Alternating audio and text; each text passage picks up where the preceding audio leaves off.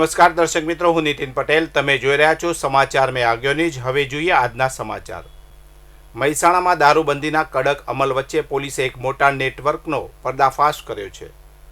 રાજસ્થાનથી ખોટી number plate લગાવીને ગુજરાતમાં ઘુસાડતો 72 લાખથી વધુનો વિદેશી દારૂ મહેસાણા એલસીબી અને B ડિવિઝન પોલીસે ઝડપી પાડ્યો છે. ગાંધીના ગુજરાતમાં દારૂબંધીના દાવાઓ વચ્ચે બુટલેગરો બેફામ બન્યા છે. જોકે મહેસાણા પોલીસે બાતમીને આધારે સતર્કતા દાખવી એક મોટા ષડયંત્રને નિષ્ફળ બનાવ્યું છે. મહેસાણા ઊંઝા હાઈવે પર હોટલ દર્શન પાસે એલસીબી અને B ડિવિઝન પોલીસે વોચ ગોઠવી હતી. પોલીસને ચોક્કસ બાતમી મળી હતી કે એક લાલ કલરની આઈસર ટ્રક વિદેશી દારૂ ભરીને નંદાસણ તરફ જઈ રહી છે. પોલીસે ટ્રકને રોકી તલાશી લેતા પોલીસ પણ ચોંકી ઉઠી હતી.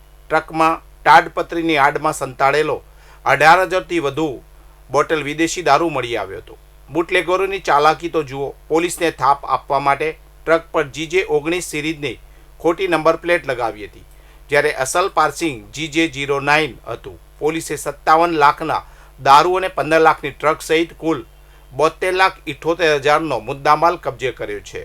આ મામલે ટ્રક ડ્રાઈવર સુરેશભાઈ જાટની ધરપકડ કરવામાં આવી છે, જ્યારે દારૂ મોકલનાર અને પાયલોટિંગ કરનાર સાંચોરનો બિનસુઈ પુખરાજ ફરાર હોવાથી પોલીસે તેને પકડવા ચક્રો ગતિમાન કર્યા છે. પાટણમાં નેશનલ હાઈવેનું કામ કરતી એજન્સીનું મોટું કારસ્તાન સામે આવ્યું છે. 42 લાખનો સરકારી દંડ બચાવવા માટે કંપનીના મેનેજરે સરકારી કચેરીમાં જ 155 બોગસ રોયલ્ટી પાસ પધરાવી દીધા. જોકે ખાણ ખનીજ વિભાગની તપાસમાં વાડો ફૂટી જતા મેનેજર સામે પોલીસ ફરિયાદ નોંધાઈ છે.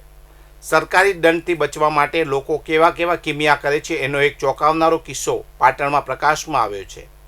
વાત જાણે એમ છે કે NHAI હેઠળ ગોઝારિયા પાટણ હાઈવેનું કામ કરતી વાગડ ઇન્ફ્રા પ્રોજેક્ટ કંપનીના પ્લાન્ટ ઉપર ઓક્ટોબર 2024માં ખાણ ખનીજ વિભાગે દરોડા પાડ્યા હતા.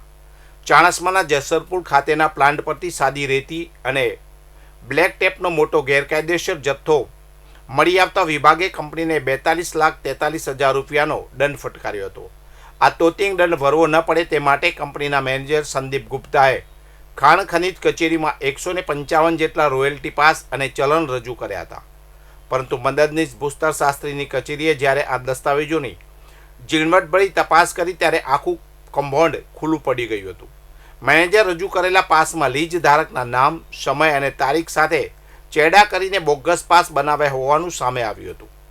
સરકારી તિજોરીને નુકસાન પહોંચાડવાના આ પ્રયાસ બદલ મદદનીશ ભૂસ્તરશાસ્ત્રી મહર્ષિ વ્યાસે વાગડ ઇન્ફ્રા પ્રોજેક્ટના મેનેજર સંદીપ ગુપ્તા અને અન્ય સંડોવાયેલા લોકો સામે છેતરપિંડીની ફરિયાદ નોંધાવી છે. પોલીસે આ મામલે વધુ તપાસ હાથ ધરી છે. લોકશાહીના પવિત્ર પર્વ પહેલા જ ગુજરાતમાં મતદાર યાદી સુધારણા કાર્યક્રમ શંકાના દાયરામાં આવ્યો છે. પાટણ જિલ્લા કોંગ્રેસ સમિતિએ રાજ્યના મુખ્ય ચૂંટણી અધિકારીને આવેદનપત્ર પાઠવ્યું છે. કોંગ્રેસનો દાવો છે કે 18 ડિસેમ્બરે ડ્રાફ્ટ યાદી પ્રસિદ્ધ થયા બાદ વાંધા રજૂ કરવાની છેલ્લી તારીખ 12 જાન્યુઆરી હતી. પરંતુ 16, 17 અને 18 જાન્યુઆરી દરમિયાન અચાનક આખા રાજ્યમાં નામ રદ કરવા માટેના ફોર્મ નંબર 7નો રાફડો ફાટ્યો છે. નિયમ એવો છે કે કોઈપણ મતદારનું નામ રદ કરવા માટે મરણનું પ્રમાણપત્ર અથવા તો રહેણાંક બદલ્યાનો પુરાવો હોવો જોઈએ. પરંતુ કોંગ્રેસનો આક્ષેપ છે કે કોઈપણ જાતના નક્કર પુરાવા વગર જ જથ્થાબંધ ફોર્મ સ્વીકારી લેવામાં આવ્યા છે. વિપક્ષે સીધો આરોપ લગાવ્યો છે કે રાજકીય ઇશારે વિરોધ પક્ષના મતદારોને યાદીમાંથી બહાર ફેંકવા માટે આ ષડયંત્ર રચાયું છે. હાલ આ મામલે ચૂંટણી પંચ શું પગલાં લે છે તે જોવું રહ્યું. ઉત્તર ગુજરાતના પ્રખ્યાત પ્રવાસન સ્થળ અને પક્ષી પ્રેમીઓના માનીતા થોળ પક્ષી અભયારણ્યમાં આગામી 31 જાન્યુઆરી અને 1 ફેબ્રુઆરીના રોજ પ્રવાસીઓના પ્રવેશ પર પ્રતિબંધ લાદવામાં આવ્યો છે. આ 2 દિવસ દરમિયાન અભયારણ્યમાં દેશી અને વિદેશી પક્ષીઓની ગણતરીની કામગીરી હાથ ધરવામાં આવનાર હોવાથી વન વિભાગ દ્વારા આ મહત્વનો નિર્ણય લેવામાં આવ્યો છે. Gandhinagar chief wild life warden દ્વારા જારી કરવામાં આવેલા આદેશ અનુસાર પક્ષી ગણતરીની પ્રક્રિયા દરમિયાન પક્ષીઓને કોઈપણ પ્રકારની ખલેલ ન પહોંચે તે હેતુથી સત્તાવાર જાહેરનામું પ્રસિદ્ધ કરવામાં આવ્યું છે. શનિવાર અને રવિવાર એમ 2 દિવસ સુધી સહેલાણીઓ અભયારણ્યની મુલાકાત લઈ શકશે નહીં. ઉલ્લેખનીય છે કે થોળમાં દર વર્ષે શિયાળાની ઋતુમાં હજારોની સંખ્યામાં વિદેશી યાયાવર પક્ષીઓ મહેમાન બને છે. આ પક્ષીઓની ચોક્કસ સંખ્યા અને તેમની પ્રજાતિઓની વિગતો મેળવવા માટે વન વિભાગ દ્વારા આયોજનબદ્ધ રીતે ગણતરી કરવામાં આવે છે. આ વૈજ્ઞાનિક કામગીરીમાં કોઈ પણ અડચણ ના આવે તે માટે જાહેર જનતાને વન વિભાગ સાથે સહયોગ કરવા અને નિર્ધારિત દિવસોએ મુલાકાત ન લેવા અનુરોધ કરવામાં આવ્યો છે.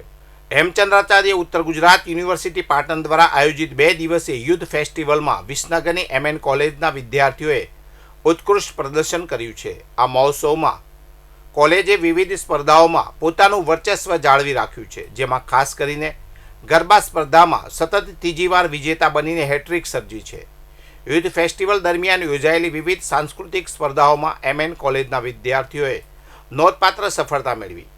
ગરબા સ્પર્ધામાં કોલેજના વિદ્યાર્થીઓએ પરંપરાગત શૈલીમાં શાનદાર પ્રસ્તુતિ કરી સતત ત્રીજા વર્ષે પ્રથમ સ્થાન પ્રાપ્ત કર્યું છે. આ ઉપરાંત નાટક સ્પર્ધામાં કોલેજને દ્વિતીય સ્થાન મળ્યું, જ્યારે માઇમ એટલે કે મૂક અભિનય અને રંગોળી સ્પર્ધામાં વિદ્યાર્થીઓએ તૃતીય નંબર હાંસલ કર્યો છે. વધુ સમાચાર માટે જોતા રહો સમાચાર મેં આગે ન્યૂઝ. નમસ્કાર.